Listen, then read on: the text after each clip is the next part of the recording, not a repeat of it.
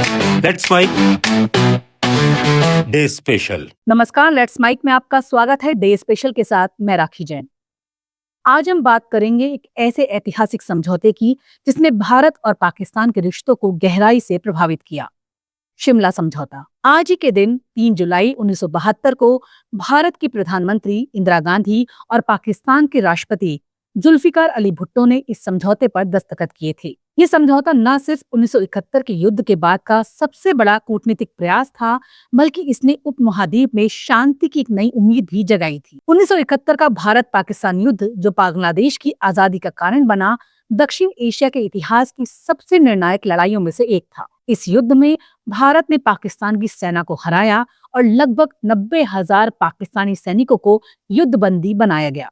युद्ध के बाद दोनों देशों के बीच तनाव चरम पर था और जरूरत थी एक समझदारी भरे समझौते की जो उस भविष्य के लिए दिशा तय कर सके। ऐसे में जुलाई 1972 में भारत के हिमाचल प्रदेश स्थित शिमला शहर में दोनों देशों के शीर्ष नेता इंदिरा गांधी और भुट्टो आमने सामने आए। शिमला का ठंडा वातावरण उस समय के राजनीतिक तापमान को ठंडा करने की एक कोशिश था। शिमला समझौते के प्रमुख 2 उद्देश्य थे।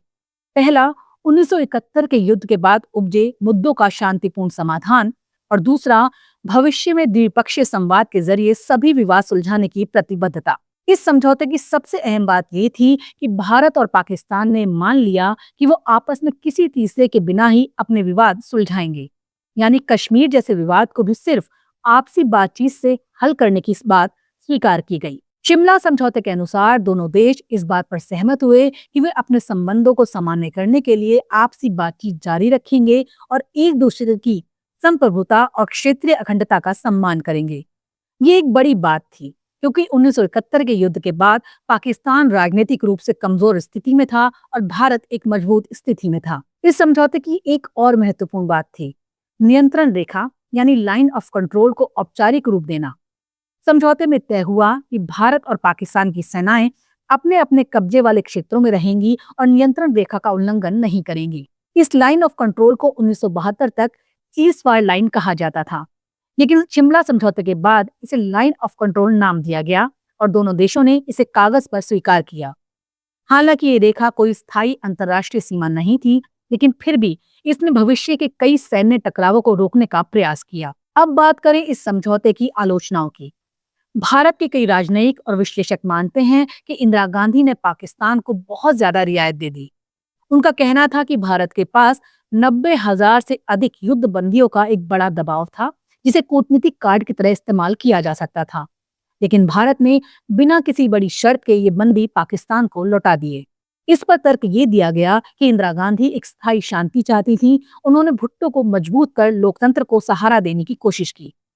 लेकिन आलोचकों का कहना था कि कश्मीर जैसे अहम मुद्दे पर भारत ने अपना मजबूत पक्ष खो दिया और शांति की उम्मीद में रणनीतिक बढ़त छोड़ दी। दूसरी ओर पाकिस्तान में भी भुट्टो को इस समझौते के लिए कड़ी आलोचना झेलनी पड़ी।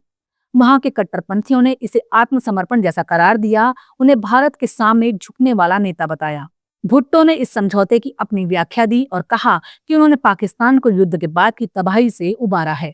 शिमला समझौते के बाद दोनों देशों के बीच कुछ समय तक रिश्ते सामान्य दिखाई दिए, लेकिन धीरे धीरे ये समझौता भी राजनीतिक इच्छा शक्ति और जमीनी सच्चाई के आगे कमजोर पड़ गया। 1980 और 1990 के दशक में कश्मीर घाटी में बढ़ते आतंकवाद, कारगिल युद्ध और सीमावर्ती तनावों ने दिखाया कि शिमला समझौते की भावना को लंबे समय तक जीवित नहीं रखा जा सकता। पाकिस्तान की तरफ से बार बार नियंत्रण रेखा के उल्लंघन और आतंकवाद को समर्थन ने भारत में विश्वास को कमजोर किया। हालांकि भारत बार बार ये कहता रहा कि कश्मीर समेत सभी मुद्दों पर सिर्फ द्विपक्षीय बातचीत ही समाधान है और वो शिमला समझौते की भावना का पालन करता रहेगा। वहीं पाकिस्तान की तरफ से समय समय पर अंतर्राष्ट्रीय मध्यस्थता की मांग होती रही है, जो इस समझौते की आत्मा के विरुद्ध है। कई विशेषज्ञ मानते हैं कि शिमला समझौता अपने समय में एक प्रभावशाली राजनीतिक दस्तावेज था।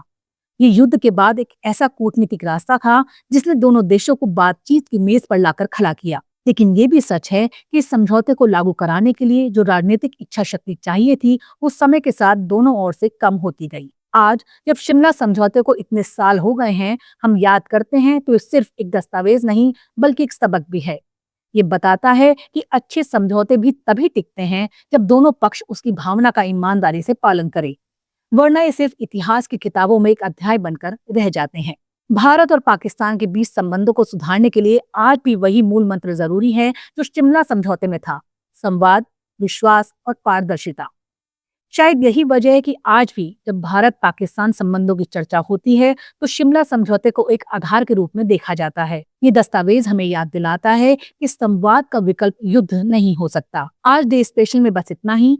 शांति और समझौते की इस ऐतिहासिक मिसाल को याद करना जरूरी है, क्योंकि जब पड़ोसी देशों में भरोसा खत्म होता है तो संघर्षों की आग सबसे पहले आम जनता को झुलसाती है। आप सुन रहे थे लेट्स माइक की विशेष प्रस्तुति। इस पर आपकी राय का रहेगा इंतजार। लेट्स माइक के कमेंट बॉक्स में जरूर बताइएगा। आप सब लीक से हटकर बनाए गए हमारे कार्यक्रम पसंद करते हैं, इसके लिए आपका दिल से आभार। चैनल को लाइक और सब्सक्राइब जरूर करिए और जुड़े रहिए लेट्स माइक के साथ। आप सुन रहे थे Let's Mic more than radio. Follow कीजिए हमें हमारे सोशल मीडिया प्लेटफॉर्म्स पर।